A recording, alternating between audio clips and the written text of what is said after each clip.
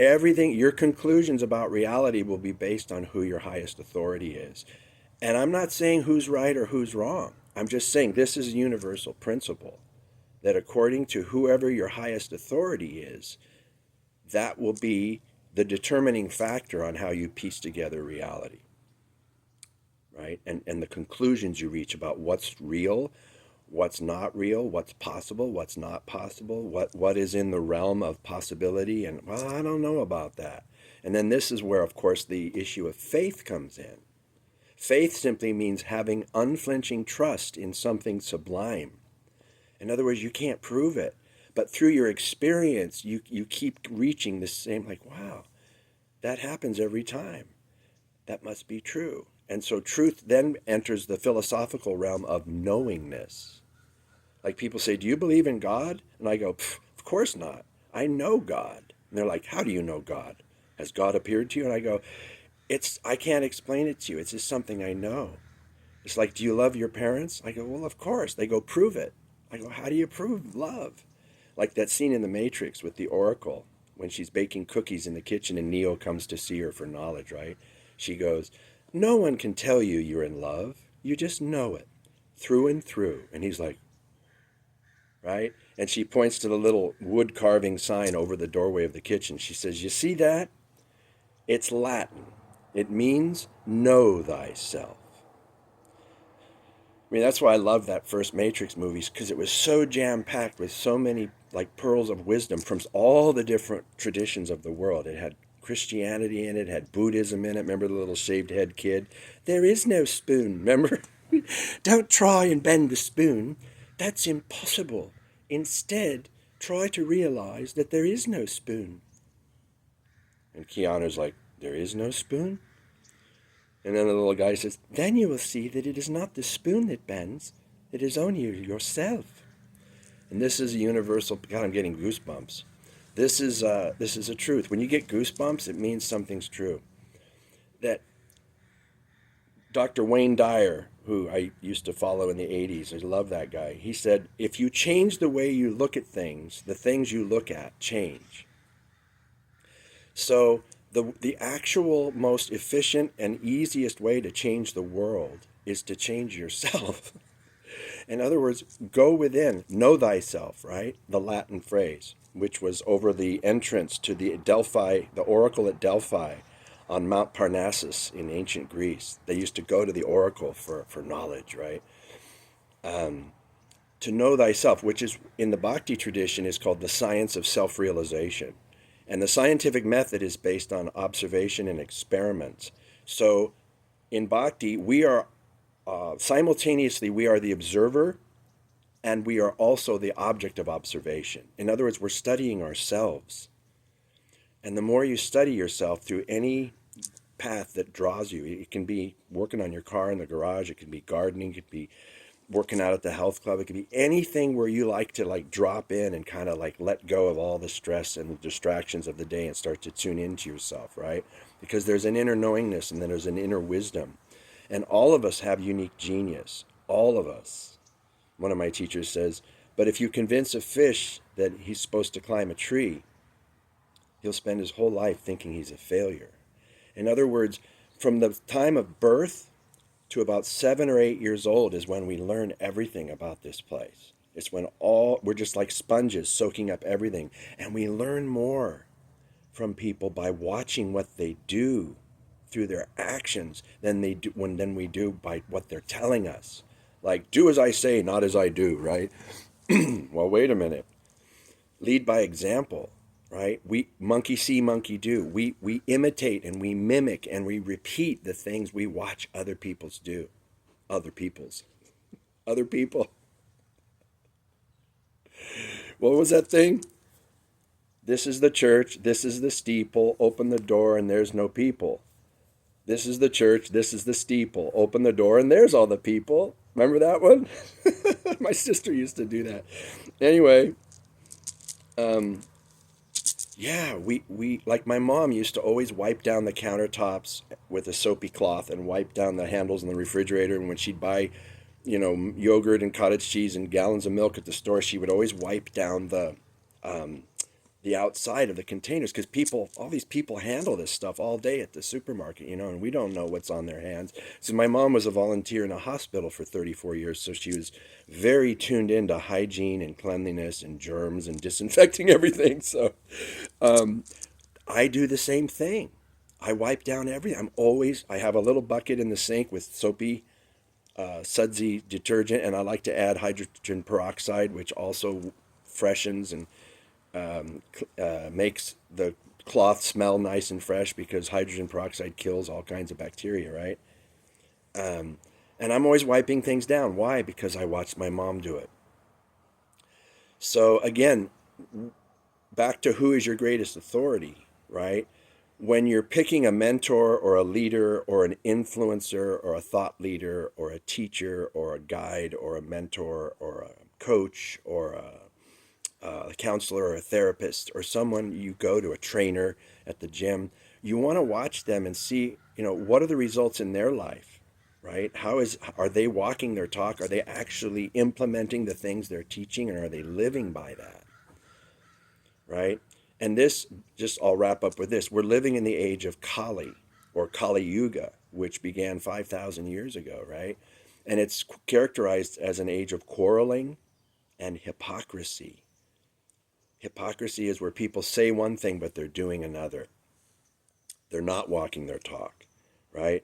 The pot calling the kettle black. They keep projecting the blame onto each other instead of working on themselves. And so this is just a little tip, when you're following someone, make sure they're already doing the things that you value and that you're trying to do, right? Associate with those people who have already mastered something that you want to master. That was Socrates' big lesson, the Socratic approach: inquiry, submission, and service. Inquiry means you got to be inquisitive. You have to have a burning desire to know. You have to be on a quest for knowledge, a quest for understanding. You really want to know something, right? Inquiry.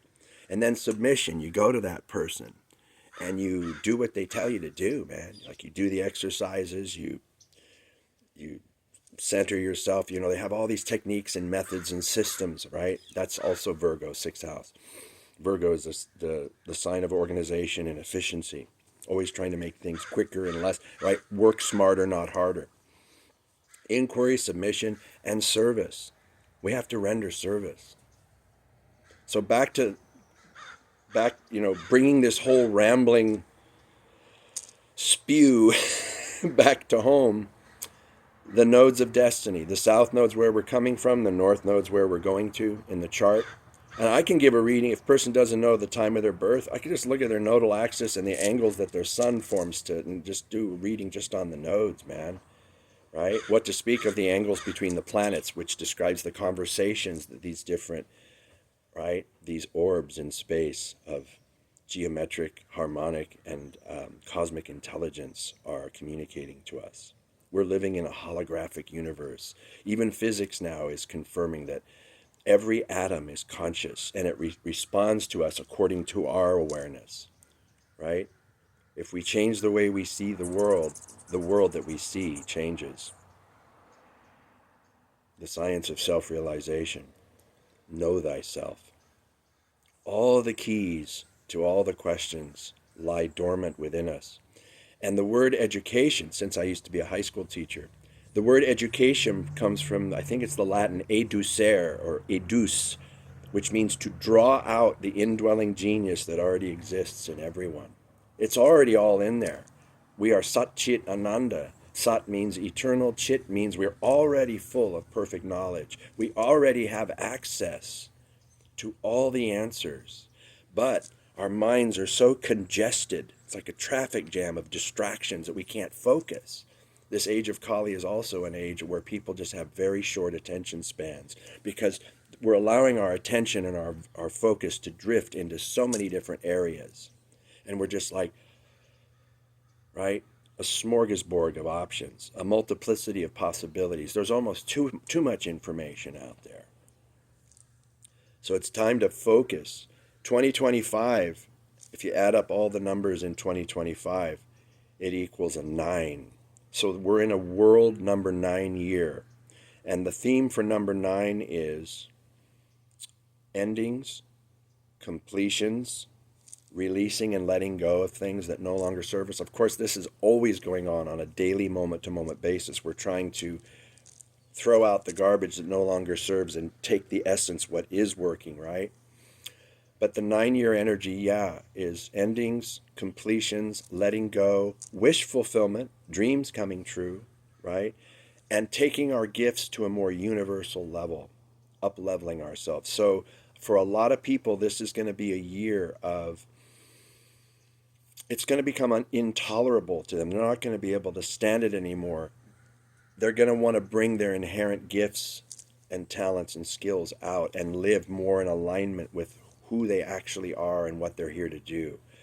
We have to let go of the life we think we wanted to have, or the life that our parents said we should have, or our education taught us that this is the way to success, right?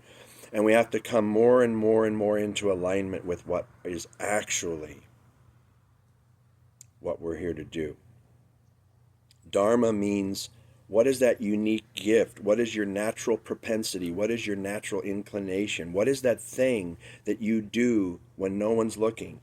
What is that thing you would do even if you didn't get paid for it? I gave astrology readings for 16 years for free to anyone who wanted. We'd be standing in line at the pizza parlor waiting for a table, and I'd say, hey, what's your birthday? I'll give you a reading. Like, oh, cool, And I'm just giving readings to the bartender, to people in line, because I just was so fired up about this, right? But now I've learned to hey, man, you got to wait to be invited. You're a projector in the human design system. Strategy is to wait to be invited. Like, wow, that totally described why I never got any clients from advertising, promotions, right? It's like people have to just find me and ask. Inquiry, submission, and service. So at any rate, Dharma is, what is that thing that you would do even if you wouldn't get paid for it? What is that thing that you're naturally better at than most of the people around you? And what is it that you love and that you're passionate about that totally sparks joy in you? What do you get excited about? And then the final question is, how can you offer that in service to the greater good? How can you use what you're naturally good at to uplift, encourage, and inspire others to be the best versions of themselves? Wow, what a stream of consciousness I just channeled. So at any rate, this is January 1st, 2025. We're in a 9-year. And the 9-year also symbolizes long distance travel, people from other lands. If you don't travel yourself, someone from a faraway place is more likely to get in touch with you this year than most years.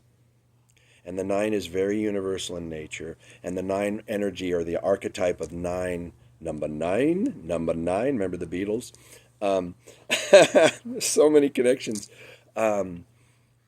It's also giving more of ourselves without anything in expectation in return.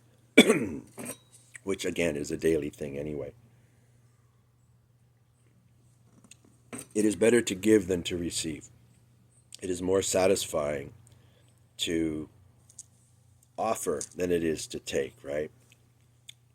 Giving and receiving. Anyway, from Starduster Services, this is your astrologer and coach, Jim Seymour, and I hope you're doing well wherever you are. As always, take such good care of your precious selves, and I'll see you when I see you.